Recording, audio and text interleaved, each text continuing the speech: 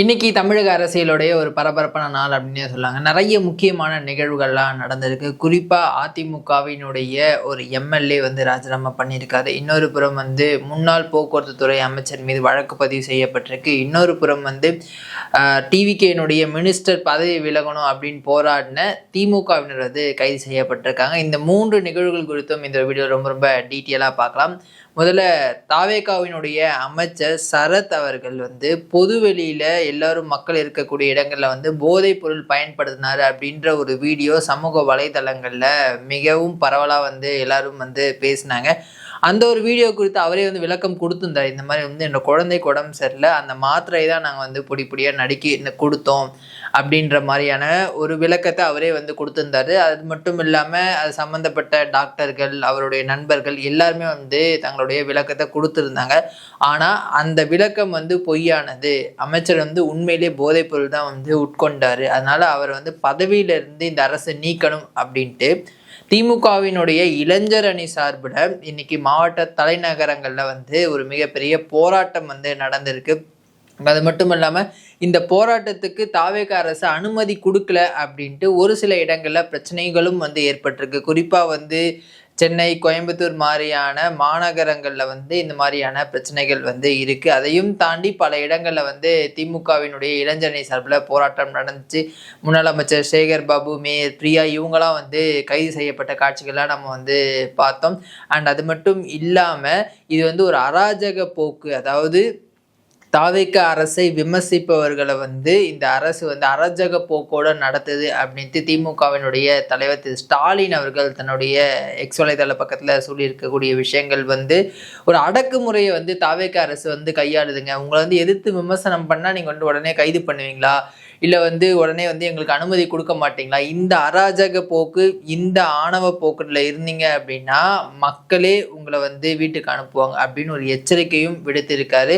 எனக்கு ஒரு விஷயம் புரியலைங்க. கடந்த 5 வருடங்கள் திமுக ஆட்சியில் எவ்வளவு போராட்டங்களுக்கு எதிர்கட்சிகளுக்கு வாய்ப்பு கொடுத்துருக்காங்க அப்படின்றது தெரியல, அனுமதி கொடுத்துருக்காங்க அப்படின்னு தெரியல. ஏன் திரு விஜய் அவர்களே பார்த்தீங்க அப்படின்னா பல இடங்களுக்கு பிரச்சாரம் போக முடியல. அதுக்கு திமுக அரசு தான் காரணம், எங்களுக்கு பெர்மிஷன் கொடுக்க மாட்டாங்க அப்படின்ட்டு ஒரு குற்றச்சாட்டை வச்சிருந்தாரு. ஸோ இப்போ அவங்க எதிர்கட்சியாக இருக்கும் போது தான் அதனுடைய உண்மையான வழி என்ன அப்படின்னு அவங்களுக்கு புரியும் போல் அவங்க இது ஒரு குற்றச்சாட்டாக சொல்லிட்டு இருக்காங்க. அண்ட் அது மட்டும் இல்லாமல் டேக் டைவர்ஷன் அப்படின்ட்டு இந்த ரீல்ஸ் மாடல் ஆட்சியை மக்கள் விரைவில் வீட்டுக்கு அனுப்புவாங்க அப்படின்றதையும் திரு ஸ்டாலின் அவர்கள் சொல்லியிருக்காரு. இப்போல்லாம் எந்த மேடை ஏறினாலும் அவர் குறிப்பாக திருமண நிகழ்வில் அவர் மணமக்களை வாழ்த்துறாரோ இல்லையோ தாவேகாவுக்கு சாபம் கொடுக்கறது ஒரு வேலையாக வச்சிருக்காரு. 3 மாசத்துல ஆட்சி கவுந்துரும், எப்போ வேணாலும் தேர்தல் வரலாம், ரெடியாக இருங்க, நம்ம மீண்டும் ஆட்சி அமைக்க போகிறோம், இது ஒரு ரீல்ஸ் மாடல் ஆட்சி, இது மக்கள் விரோத ஆட்சி இப்படின்ற விஷயங்கள் தான் அவர் சொல்கிறாரே தவிர மற்றபடி அங்கே இருக்கக்கூடிய மணமக்களை வாழ்த்துறாருன்னு கூட தெரியல. ஸோ இது எதிர்கட்சி தலைவர் திரு உதயநிதி அவர்களும் இதே ஒரு வேலையாக தான் இருக்குது. எந்த மேடை ஏறினாலும் சரி அங்கே போய் தாவேகா விமர்சனம் பண்ணிட்டு தாவேகா மீது ஒரு சாபத்தை கொடுத்துட்டு இந்த மாதிரியான விஷயங்கள் பண்ணுறது மக்கள் மத்தியில் ஒரு வெறுப்பை திமுக மீது உண்டாக்கி இருக்குது அப்படின்றதுல எந்த மாற்று கருத்துமே இல்லைங்க. ஸோ இந்த ஒரு நிகழ்வு ஒரு மிகப்பெரிய பரபரப்பாக இன்னைக்கு பார்க்கப்படுது. இன்னொரு புறம் திமுகவினுடைய முன்னாள் அமைச்சர், அதாவது போக்குவரத்து துறை அமைச்சராக இருந்த திரு சிவசங்கர் அவர் மீது போலீசார் வழக்கு பதிவு செஞ்சுருக்காங்க. எதுக்காக அப்படின்னா வேலை வாங்கி தருவதாக கூறி 23 லட்சம் ரூபாய் மோசடி பண்ணிட்டாரு அப்படின்ற அந்த வழக்கில் அவருக்கு சம்மனும் கொடுக்கப்பட்டிருக்கு மத்திய குற்றவியல் போலீசாரால். இதுக்கு முன்னாடி 24ஆம் தேதி இது தொடர்பாக அவருடைய உதவியாளராக இருந்த இளஞ்செழியன் அப்படின்றவர் போலீசார் கைது பண்ணியிருக்காங்க. ஒரு காவல்துறை அதிகாரி, ஒரு முன்னாள் காவல்துறை அதிகாரி இந்த ஒரு கேஸ் கொடுத்தாரு. அந்த கேஸ் என்ன சொல்லியிருக்காரு அப்படின்னா, கடந்த ஆட்சியில் என்னுடைய பையனுக்கு போக்குவரத்து துறையில் வேலை வாங்கி தருவதா என்னிடம் 23 லட்சம் ரூபாய் வாங்கினாங்க. இதை நான் அமைச்சர் சிவசங்கர்கிட்டே நேரடியாக போய் கேட்டால் அவருமே பணம் நீட்டாக வந்துருச்சு, கண்டிப்பாக வேலை உறுதி அப்படின்ற ஒரு வாக்குறுதியை எனக்கு கொடுத்தாரு. நாங்கள் தலைமைச் செயலகத்தில் அவர் வந்து மீட் பண்ணோம், அப்போ தான் எனக்கு வந்து கான்ஃபிடென்ட் கொடுத்தா கண்டிப்பாக நான் வந்து வேலை போட்டு தரேன் அப்படின்னு வந்து சொன்னார். ஆனால் இன்னைக்கு வரைக்கும் என்னோட பையனுக்கு வந்து வேலை வாங்கி கொடுக்கப்படலை, அதனால் நான் வந்து கம்ப்ளைண்ட் பண்ணுறேன். இதுக்கு முழு காரணம் வந்து அமைச்சனுடைய உதவியாளர் இளஞ்செழியனும் அண்ட் தென் வந்து சிவசங்கர் தான் காரணம் அப்படின்னு வந்து ஒரு கேஸை கொடுத்துருந்தார். அந்த கேஸினுடைய அடிப்படையில் தான் அவர் வந்து அரெஸ்ட் பண்ணியிருந்தாங்க.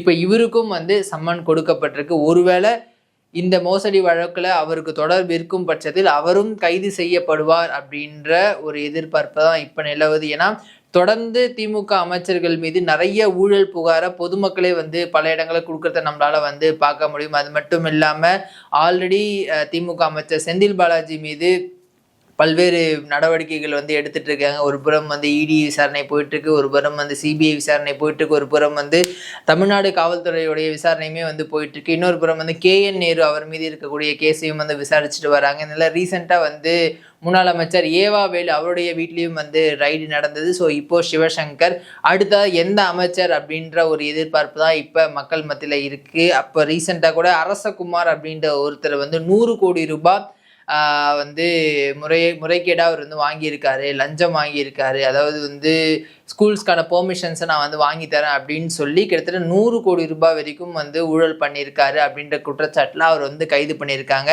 அது மட்டும் இல்லாமல் அவருக்கு மேலே திரு அன்பில் மகேஷ் அவர்கள் தான் இருப்பார் அப்படின்னு வந்து சொல்லப்படுது. ஸோ மிக விரைவில் அவருக்கும் வந்து சம்மன் அனுப்பப்படலாம் அப்படின்ற மாதிரியான ஒரு சூழல் தான் இது வந்து இருக்குது. இது திமுகவுக்கு மேலும் ஒரு பின்னடைவை ஏற்படுத்தக்கூடிய ஒரு விஷயமா இருக்குங்க. இன்னொரு புறம் வந்து கரூர் தொகுதியினுடைய MLA-வா இருந்த திரு விஜயபாஸ்கர் அவர்கள் இன்று தன்னுடைய பதவியை ராஜினாமா பண்ணியிருக்காரு. அவர் வெகு விரைவில் தாவேகால இணைய போறாரு அப்படின்ற மாதிரியான தகவல்கள் எல்லாமே கசிஞ்சிருக்குங்க.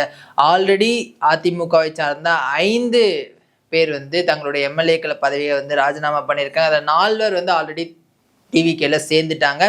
அண்ட் ஆல்ரெடி ரிசைன் பண்ண விஜயபாஸ்கர் அண்ட் இப்போ ரிசைன் பண்ண விஜயபாஸ்கர் இவங்க 2 பேருமே வந்து தாவேகால இணைய போகிறாங்க. அதுவும் கூடிய விரைவில் ஒரு பிரம்மாண்டமான ஒரு விழா வச்சு அதில் ஆயிரக்கணக்கான தொண்டர்களோட அதில் இணைய போகிறாங்க அப்படின்ற மாதிரியான தகவல்கள்லாம் இப்போ வெளியாக இருக்குது. ஸோ இது ஆல்மோஸ்ட் கன்ஃபார்ம் தான். பட் விஜய் அவர்கள் சைடில் இருந்து இதுக்கான ரெஸ்பான்ஸ் அப்படின்றது கொஞ்சம் டிலேவாக வருது அப்படின்ற மாதிரியான தகவல்களாக இருக்குது. நீங்கள் வேணால் வந்து ஆனந்த் அவர்களையோ இல்லை ஆதவர்ஜினா முன்னிலையோ நீங்கள் வந்து இணைஞ்சிக்குங்க, நான் இப்போ வரது அப்படின்றது வந்து சரியாக இருக்காது அப்படின்ட்டு விஜய் அவர்கள் தரப்புல இருந்து சொல்லப்படுறதாகவும் தகவல் இருக்குது. ஏன்னா ஆல்ரெடி போன வாரமே வந்து விஜயபாஸ்கர் அவர்கள் டிவிக்களை இணையறதுக்கான எல்லா வேலைகளும் வந்து நடந்ததாக வந்து சொல்லப்படுது. பட் கடைசி டைமில் அது வந்து கேன்சல் ஆகிடுச்சு. அது காரணம் வந்து திரு விஜய் அவர்கள் வந்து அப்பாயின்மெண்ட் கொடுக்கல, அவர் வந்து நேரடியாக வராததுனால தான் வந்து அந்த ஒரு ஃபங்க்ஷன் கேன்சல் ஆச்சு அப்படின்னு வந்து சொல்லப்படுது.